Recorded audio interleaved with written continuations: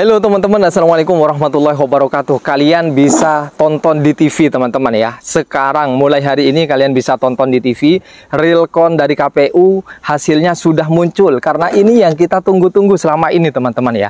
Dan anehnya, kenapa Realcon KPU ini persis dengan apa yang ditulis di Quickcon teman-teman. Persis sekali teman-teman. Nah, ini sebelumnya kita curiga ya. Dari kemarin kita sudah curiga dan banyak pengamat curiga maksud saya Realcon ini yang akan disesuaikan dengan Quickcon. Ini kan aneh teman-teman ya. Harusnya yang ya Quickcon itu menyesuaikan Realcon, tapi ini terbalik teman-teman. Dan ini bahaya sekali kalau ini kecurigaan ini benar-benar terjadi ya. Tapi realita yang kita temui di lapangan ngarahnya ke sana teman-teman, ngarahnya kepada Realcon yang akan disesuaikan dengan Quickcon. Angkanya persis banget.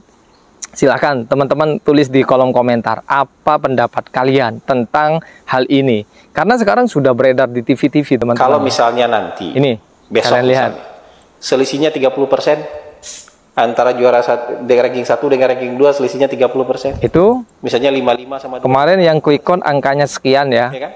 Dan Realconnya angkanya sekian, dan ini Realcon ini sudah sekian persen ini, 73%. Hampir 100% teman-teman, dan bisa dibilang ini mustahil dikejar ya. Kalau angkanya memang seperti ini. Jangan diklaim, ya kan? Kalau 30% itu dia harus membuktikan kecurangan sistematis di 250.000 sampai 300.000 TPS. Sanggup nggak membuktikan itu? Kalau cuma 1-2 TPS ada kejanggalan, jangan diklaim di seluruh TPS terjadi seperti itu. Karena jarak yang begitu jauh, dia harus buktikan itu. Betul. Di 300.000 TPS. Jangan-jangan saksinya dia nggak ada di 300.000 TPS. Karena pembuktian itu harus detail. Ya. Kan nggak bisa cuma duduk, oh ada terjadi di TPS, ada terjadi begini, berarti seluruh Indonesia terjadi begini. Oh, belum. Nggak bisa. Kalau hanya 1-2 itu sama kayak gini. Masalah mereka kadang-kadang dianggap harus jadi masalah seluruh rakyat Indonesia. Kamu yang punya masalah dianggap jadi masalah seluruh rakyat Indonesia. Iya. Sudah terbukti berkali-kali masalah Anda tuh benar-benar cuma masalah Anda, tidak jadi masalah seluruh rakyat Indonesia. Jadi menurut saya ini kalau kita bicara desain gini, pemilu serentak-serentak ini siapa sih yang ngedesain? Temannya Bang Kodari.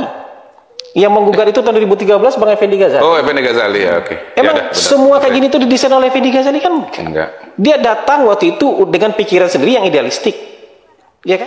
Kalau misalnya ada PJ sekarang, itu adalah konsekuensi dari Undang-Undang Pemilu tahun 2017.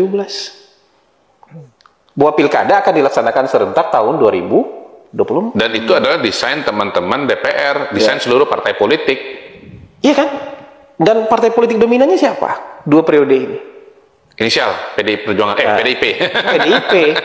Ketika PJ-PJ ini ditunjuk, mulai ditunjuk lebih dari 100 PJ tahun 2022, semua dalam kerangka berpikir bahwa Pak Jokowi ada di belakang Ganjar. Benar nggak? Iya. Kalau PJ-PJ didesain, berarti ada lebih dari 100 PJ didesain dengan kerangka berpikir Pak Jokowi masih berada di belakang Ganjar. Apakah waktu itu desain PJ-PJ untuk menguntungkan Ganjar? Ya, kalau berani jawab jadi begitu. Nah, jadi desain PDIP dong kalau begitu. Berarti itu terkait dengan apa yang sudah terjadi ini sebenarnya sudah diprediksi ya dari jauh-jauh hari ya. Karena apa? Karena desainnya ngarah ke sana. Desainnya ngarah kepada penyesuaian Realcon mengacu pada Quickcon. Kemarin juga ada penghentian rekapitulasi secara manual ya di tingkat kecamatan di berbagai daerah. Itu banyak yang mencurigai. Di sanalah penyesuaian untuk menyesuaikan kepada Quickcon. Karena kenapa? Tidak seharusnya itu dihentikan teman-teman. Katanya alasannya adalah Sirekap mengalami kesalahan. Sehingga kemarin KPU ketuanya minta maaf teman-teman. Alasannya seperti itu, padahal Sirekap ini adalah sistem penghitungan suara secara online teman-teman. Sedangkan rekapitulasi di tingkat kecamatan itu secara online. Itu yang real, yang offline, secara manual, itu yang real seharusnya teman-teman. Jadi tidak terpengaruh oleh kesalahan yang ada di offline, di online-nya, di Sirekapnya. Katanya Sirekap adalah alat bantu dan yang real itu adalah penghitungan manual. Makanya banyak yang curiga, atau mungkin ini disinilah letak penyesuaiannya di tingkat KPU. Real count-nya akan disesuaikan dengan quick count. Kita tidak bisa menghindar dari kecurigaan-curigaan ini karena sangat nampak sekali, karena sangat jelas sekali teman-teman ya. Menurut kalian gimana? Silahkan teman-teman bisa diskusi di kolom komentar. Kalau dari tim Anies ataupun Bapak Anies Baswedan terkait dengan hal ini bisa teman-teman dengarkan sendiri ya. Nomor 2 dapat 77, nomor 3 dapat 36. Itu di C1, tapi di C hasilnya nomor 1 alhamdulillah 22, nomor 2 8.077 dan nomor 3 80.032. 80.000 Mas. Jadi kebayang itu, angka itu fantastis sekali. Tapi yang menarik, begitu angka itu dikeluarkan, KPU buru-buru kemudian melakukan revisi. Nah, lagi-lagi sebenarnya bisa jadi kecurangan itu tersebar berserak dan luar biasa. Jadi angkanya tuh nggak main-main. Kalau tadi yang diceritakan tuh baru 100, 200, 500. Ini ada yang ribuan dan puluhan ribu, nggak masuk akal. Ketidakwarasan itu terjadi dalam angka. Yang kedua sebenarnya yang menarik adalah begitu juga dari para pengamat yang mengomentari terkait dengan hal ini. Ini yang bener nih. Nih, 2 kali muter nih. Ayo, mau ngomong apa nih? Ayo, Realcon gimana lupa ngedit nih? Nih, masih muncul begini nih. Ayo, gimana nih? Ini nih yang bener nih.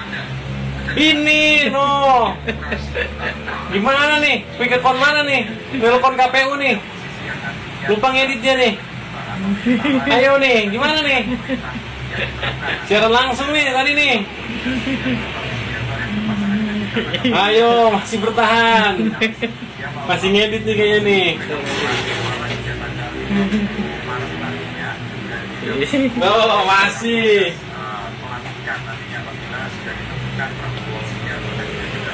Wah, hilang. Baru diedit lagi.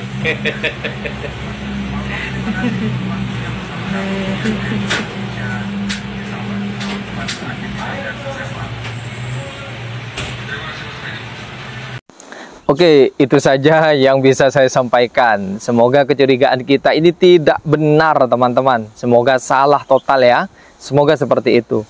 Sehingga kecurangan-kecurangan itu jauh dan tidak ada. Semoga ya di Pilpres 2024 ini. Kita sudah kapok. Kita sudah bosan dengan kecurangan-kecurangan yang diduga kecurangan tersebut sudah terjadi di beberapa Pilpres ya. Baik 2014, 2019 yang pelakunya atau kontestannya ya juga Pak Prabowo itu sudah merasakannya ya beberapa kali, dan sekarang ini yang dituduh melakukan curang adalah tim Prabowo. Yang kemarin melaporkan kecurangan itu adalah tim Prabowo, sekarang yang dianggap yang dituduh melakukan kecurangan itu adalah tim Prabowo dan pendukung-pendukungnya. Terima kasih sudah nonton videonya. Assalamualaikum warahmatullahi wabarakatuh.